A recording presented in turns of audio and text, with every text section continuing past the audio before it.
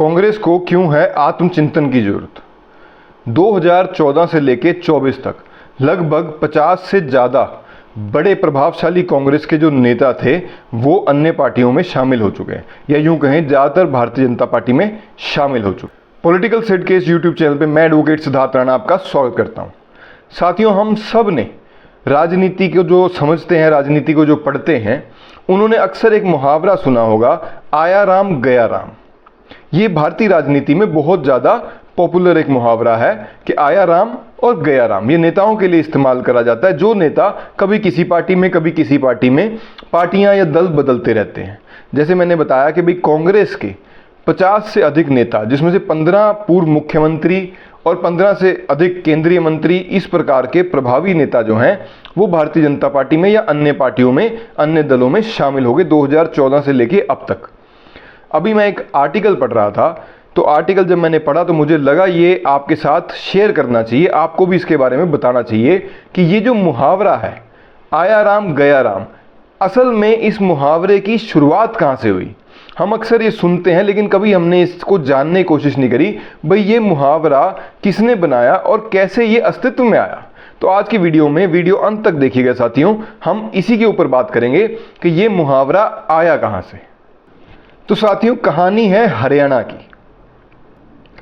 हरियाणा के विधानसभा का चुनाव, जब हरियाणा में प्रथम विधानसभा का चुनाव हुआ 1967 में, तब वहां से एक नेता ने चुनाव लड़ा, जो उनका नाम था गयालाल। सीट थी हसनपुर, अब वो सीट होडल कहलाती है।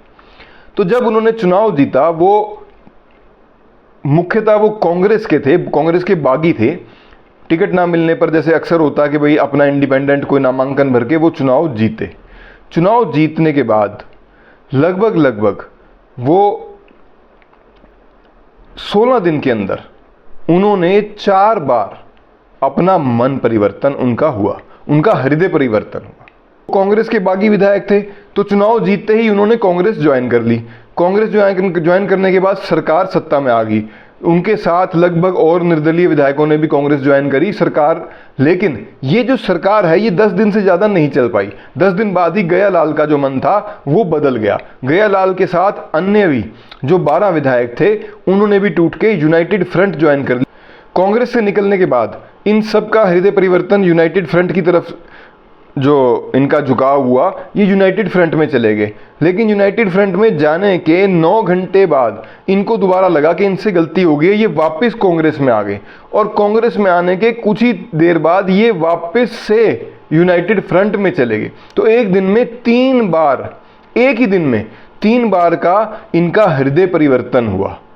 और फिर कुछ ही समय बाद, कुछ ही दिनों बाद ये वापस कांग्रेस में आ गए। तो अब जब ये वापस कांग्रेस में आ गए तो कांग्रेस के जो बड़े नेता उस समय के थे, राव बरिंदर जी, उन्होंने इनको साथ लिया और वो चंडीगढ़ आए। चंडीगढ़ आके उन्होंने एक प्रेस कॉन्फ्रेंस करी। प्रेस कॉन्फ्रेंस करने के दौरान इस मुहावरे ने जन्म लिया कि गया राम अब आया राम। तो ऐसे साथियों, कुछ मुहावरे कब जन्मे ये हमें पता ही नहीं चलता, लेकिन हम रूटीन में उनको इस्तेमाल करते हैं। आज भी जब कोई नेता दल बदलता है या पार्टी बदलता है तो हम यही कहते हैं, आया राम और गया राम। लेकिन उसके पीछे की जो कहानी थी वो मैंने कहीं पढ़ी थी, तो मुझे था कि आप तक ये कहानी पहुंचनी चाहिए। तो आज के अंक में इतना ही। वीडियो आपको कैसा लगा कमेंट बॉक्स में जरूर बताइएगा। जो मेरे साथी, मेरे भाई नए हैं, आपसे हाथ जोड़ के अनुरोध है, चैनल को शेयर करें, सब्सक्राइब करें, लाइक करें। आपका बहुत बहुत धन्यवाद। भारत माता की जय, वंदे मातरम।